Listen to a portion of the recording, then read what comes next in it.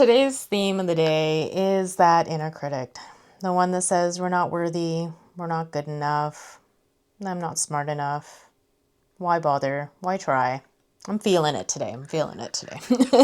So maybe this video will find you at the right time and you'll understand that the truth of the matter is, instead of letting it rear its ugly head and get into our minds and ruin our day, I want us to take a step, use this little prompt, and overcome, release, and let go of this inner critic. My name is Jenny, and I'm very passionate about guiding others to use creativity in their path to healing.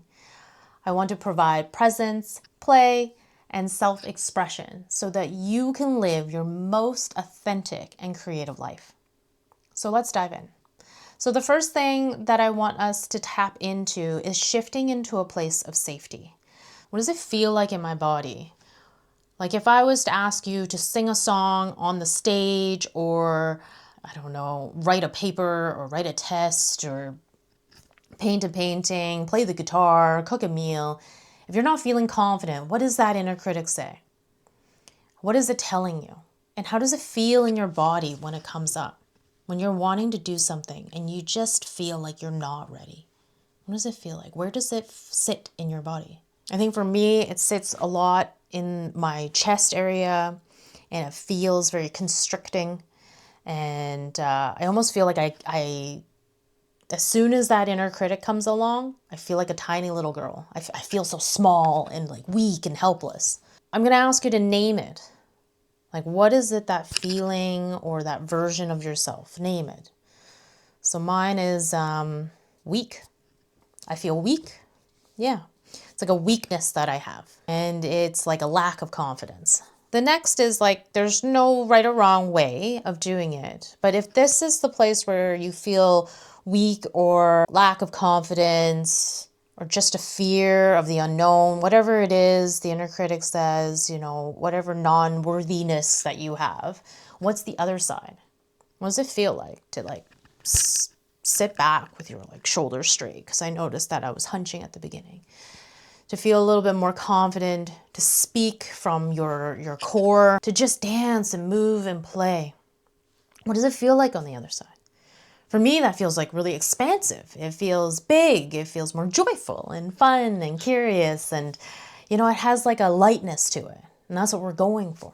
But I think a lot of the times we don't know how to release or reclaim it. What's in our power that we could use as a tool? So today, I want to ask you to grab a pen or pencil and a piece of paper. I've just grabbed my notebook. And I'm going to prompt you to write 3 sentences. So it's nice and small, but it helps us kind of like move from that place of the yucky feelings to the ones that feel better. Because my main passion is mental health. You know, as much as I love to talk about art, I don't actually talk about art that much. Not in the art critique world.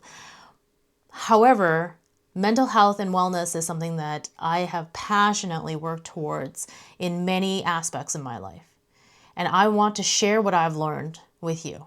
You know, this is not mine to keep myself. It is a practice that you can use time and time again. So the first sentence that you're going to write is, I release, and you fill in the blank. The next one is, I welcome.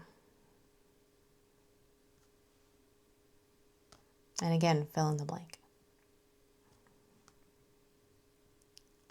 I commit to.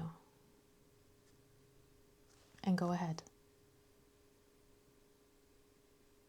So feel free to pause if you need to. And once you're done, this is where the reclamation kind of comes back in. This is where we get to reclaim. So by saying these words aloud, we're trying to shift from that mindset to another mindset, to show our bodies that it can feel this way and feel this way as well.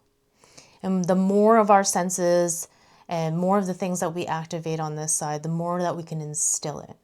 So sometimes that is pressure, you know, a body stance, volume of your voice and the tones, right? The rhythm of your voice. It can give you more confidence. It can combat that unworthiness. Or it can reflect it. You can reflect it. You can kind of like slouch down and feel more sad, right? So I'm going to share the 3 sentences that I had written down. So you can either model it or do it your own way. So I release the feelings of unworthiness. I welcome the confident version of myself. I commit to using this method so I can live my best life.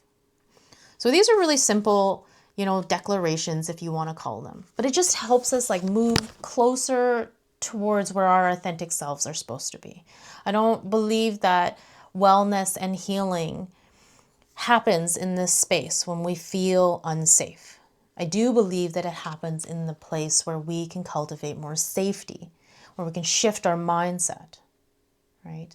But how do you feel now? That's the question.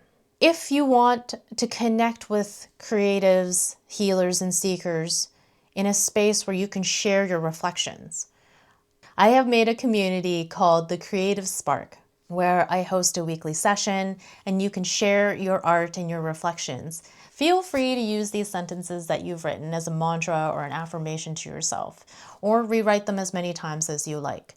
The most important part is this is your journey. I'm just here to guide you. Thank you so much for trying this prompt out. I am creating a course sharing the Spark method, which is the method that I have found over the last 7 to 10 years of creating this that has worked for me, that has helped me move through hard times, that has helped me live a more authentic and more creative life, thriving and healing through things that have happened.